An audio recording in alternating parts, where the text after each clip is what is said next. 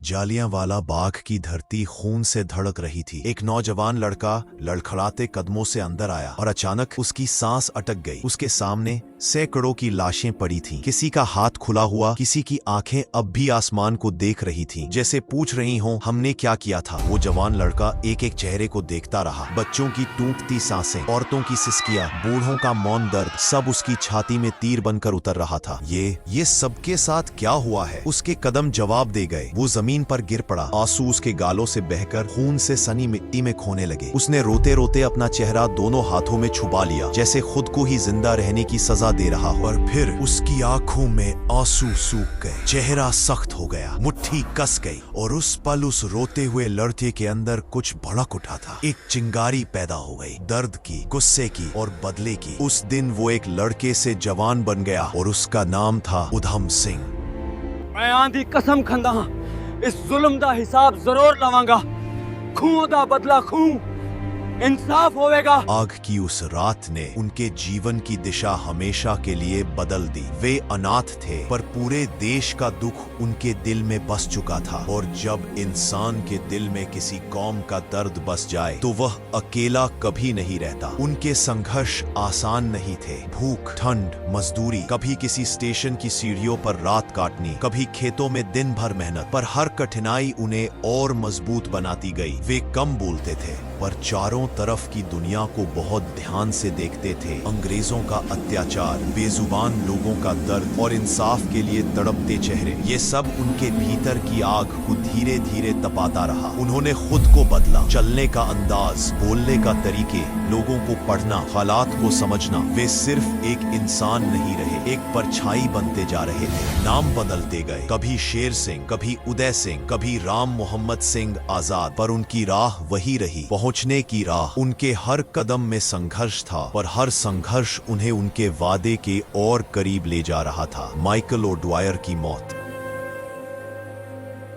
13 मार्च 1940, Caxton hall. British साम्राज्य के अफसरों की एक मीटिंग चल रही थी। ओडवायर, जिसके आदेश ने हजारों मासूमों की सांसें छीन ली थी, आज यहाँ भारत की नीतियों पर बोलने आया था। उसी भीड़ में उधम सिंह की पहचान छुपी हुई थी। महीनों की निगरानी, सालों की प्रतीक्षा और एक सावधानी से बनाया हुआ रास्ता बिना शक के अंदर तक ले आया। हॉल भर चुका था। अफसर, मेहमान, पत्रकार, हर कोई अपनी कुर्सियों पर था, पर पीछे की पंक्ति में एक शांत, स्थिर चेहरा बैठा था, जिसकी आंखों में 21 साल पुरानी आग जल रही थी। ओडवायर ने अपना भाषण खत्म किया और धीरे धीरे खड़े हुए। उसी पल पीछे की पंक्ति में वह भी खड़े हो गए। इतना शांत, इतना स्थिर, तूफान अपनी आखिरी सांस रोककर खड़ा हो।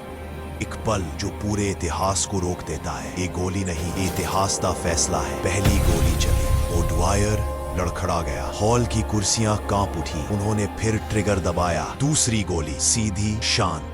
लोग दरवाजों की तरफ भाग रहे थे, पर वो अपनी जगह पर बिल्कुल स्थिर खड़े रहे, जैसे कह रहे हों, इतिहास जब पूरा हो जाता है तो इंसान भागता नहीं, ठहर जाता है। सुरक्षा कर्मी टूट पड़े। हथकड़ियां चटक कर उनके हाथों पर लगी। उनके चेहरे पर न गुस्सा था, न डर, बस एक शांत मुस्कान, जैसे 21 साल का बोझ 2 गोलियों में मिट्टी में मिल गया हो। जेल में उन्होंने लिखा, मैंने बदला नहीं लिया, मैंने उनका वादा पूरा किया। अब मैं लौट रहा हूँ अपने जालियांवाले बाग उन सब के पास। 31 जुलाई 1940 फांसी दी गई, पर फांसी ने सिर्फ सांसें छीनी। उनका नाम, उनकी कहानी, उनकी आग आज भी जिंदा है। उनका नाम सिर्फ एक शहीद का नहीं, उस हिम्मत का प्रतीक है जो किसी जुल्म को बिना जवाब के नहीं छोड़ती। उधम सिंह वो नहीं मरे, वो भारत के साहस में अमर हो गए। अगर कहानी ने दिल हिला दिया हो तो एक लाइक छोड़ देना, सब्सक्राइब कर देना, और हाँ, नेक्स्ट वीडियो किस पे देखना चाहते हो कमेंट में लिखिए,